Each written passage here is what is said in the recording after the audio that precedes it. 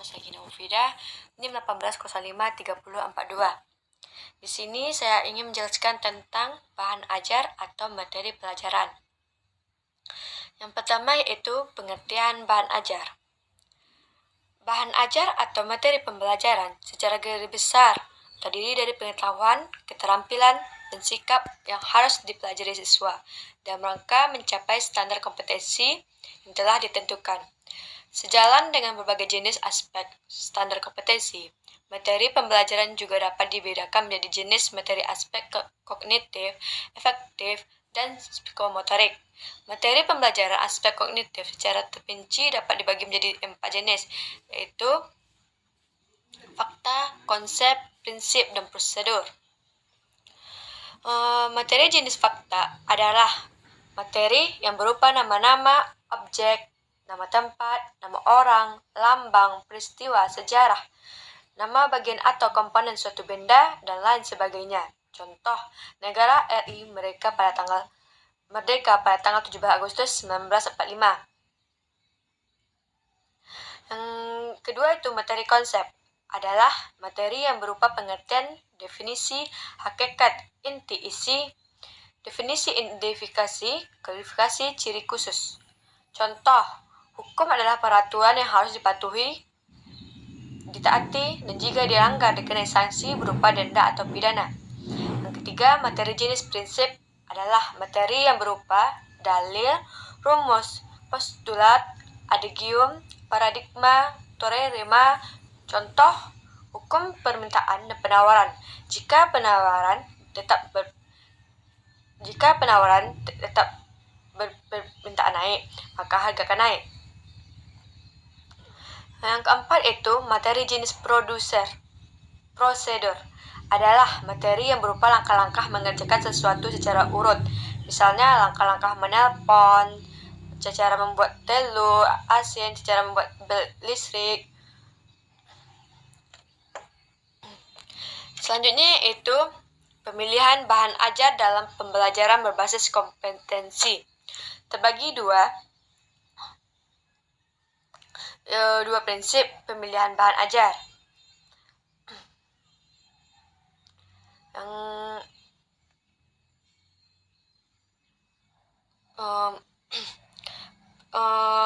Yaitu yang pertama prinsip pemilihan bahan ajar.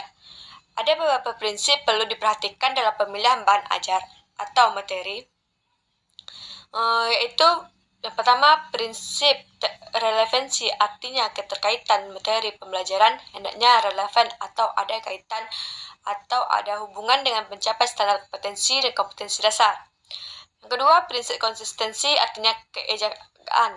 Yang ketiga, prinsip kecukupan, artinya materi yang diajarkan. Yang kedua, langkah-langkah pemilihan bahan ajar. Sebelum melaksanakan pemilihan ajar, terlebih dahulu perlu diketahui kriteria pemilihan bahan ajar, kriteria pokok pemilihan bahan ajar atau materi pembelajaran. Secara garis besar, langkah-langkah pemilihan bahan ajar meliputi yang pertama, mengidentifikasi aspek-aspek yang terdapat dalam standar kompetensi dan kompetensi dasar. Yang kedua, identifikasi jenis-jenis materi pembelajaran. Yang ketiga, pemilihan jenis materi yang sesuai dengan standar kompetensi dan kompetensi dasar. Yang selanjutnya yaitu sumber bahan ajar. Yang pertama, buku teks. Buku teks yang digunakan sebagai sumber bahan ajar untuk suatu jenis mata pelajaran tidak harus hanya satu jenis, tetapi digunakan sebanyak mungkin agar mendapatkan wawasan yang luas. Yang kedua, laporan hasil belajar. Laporan hasil penelitian diterbitkan oleh lembaga penelitian atau oleh para peneliti sangat berguna untuk mendapatkan sumber bahan ajar yang aktual atau mutakhir. Jurnal penerbitan hasil penelitian dan pemikiran ilmiah. Jurnal-jurnal berisikan berbagai hasil penelitian dan mendapat dari para ahli di bidang masing-masing. Yang keempat, pakar bidang studi. Pakar dapat diminta konsultasi mengenai kebenaran bahan ajar, ruang lingkup dalam urutan tersebut. Profesional. Kalangan profesional adalah orang-orang yang bekerja pada bidang tertentu, misalnya kalangan perbankan, tentu ahli di bidang ekonomi atau keuangan. Yang keenam, buku kurikulum. Buku kurikulum ini merupakan standar kompetensi. Dengan standar kompetensi, maka kompetensi dasar dan materi bahan ajar dapat ditentukan. Yang ketujuh, penerbitan berkala seperti harian, mingguan, dan bulanan. Penerbitan seperti koran banyak berisikan informasi yang berkenaan dengan bahan ajar. Penyajian tersebut menggunakan bahasa populer dan mudah dipahami, karena itu penerbitan berkala baik untuk digunakan sebagai sumber bahan ajar. Yang kedelapan, internet. Di internet kita dapat memperoleh segala macam sumber bahan ajar. Yang kesembilan, media audio visual.